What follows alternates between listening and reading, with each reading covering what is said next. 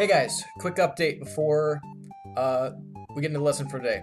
I've been working this morning, I've been talking to some people from class over email, and I've been trying to work out some ideas in terms of organizing some Zoom meetings. And I actually just got done messing around with it with one of my classes just to figure out how the program works and get everything situated. So, all that said and done, I think I figured out how to get the program to work. I think we can work it out efficiently. There might still be some things I need to learn and figure out tomorrow, but we can work that as we go. But I'm going to try and hold the first Zoom meetings today. So I'm going to try and hold them today. Based on feedback from people, it seems like people were pretty split on times that they were available. So I'm planning on just doing 2 sessions since it's not like I've got anything going on anyway. So I'm going to hold them during what would be class times, 4th period and 7th period for my 2 bio sections, or my 2 bio 2 sections. 4th period being at 10:30 to 11, and 7th period being at 1:30 to 2. Although don't feel restricted to be in your specific section. If you're in 7th period but 4th period works better for you, feel free to join during that time. You're not restricted to being in a specific time in a specific place. So yeah, feel free to do that.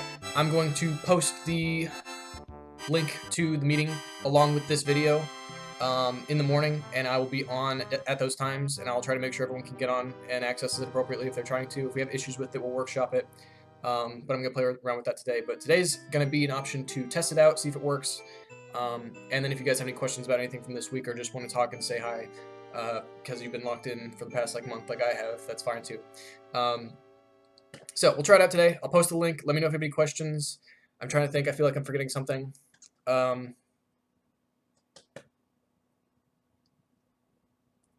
think of it.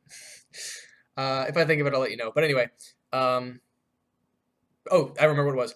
I think everyone agreed that Thursdays would work best, so I'm planning on holding these weekly on Thursdays. I felt like that would be best because that comes at the end of our week, and you can ask anything from the last couple days, including today. So I felt like that would work best, and it seems like everyone was on board with that. So Thursdays, I will plan on hosting these sessions. If they go well, I can always make adjustments, or we could do more for specific lessons if a lot of people have questions. As I get it worked out and I get more comfortable with the program, I can add more of these, and we can do them as they go. But anyway, on to the video. Morning, guys. So I'm going to keep today short. This is kind of a continuation of what we've been talking about with ecological impact on environments, invasive species, all that stuff. This is kind of a small addendum or add-on to that concept, but it's fairly short, so this video hopefully shouldn't take too much time today. I'll try and keep it short. I know I tend to keep going on and on. But anyway, today's topic is about keystone species. We've talked about this in Bio 1 if you had me, so I'm going to keep this short and sweet. And even if you haven't had me, this is a pretty simple concept, and I'm not going to do much of the talking. I'm going to link some resources, but I just wanted you to hear it from me first.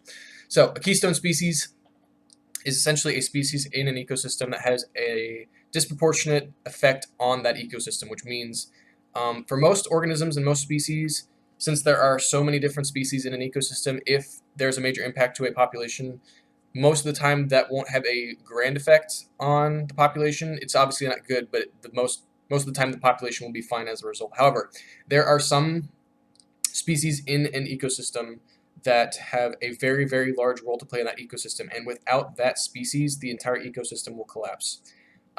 Again, this doesn't happen in every ecosystem, but it does happen occasionally, and this is when we see major ecological impacts due to certain introductions of certain things. This is kind of going back to a little bit different than what we did yesterday, but it has to do with the invasive species. So what you saw with the lionfish, where we introduced the lionfish, we just introduced one specific species, and the ecosystem completely got uprooted because of the introduction of that species. That's a little bit different because that's an invasive species. It's not a keystone species.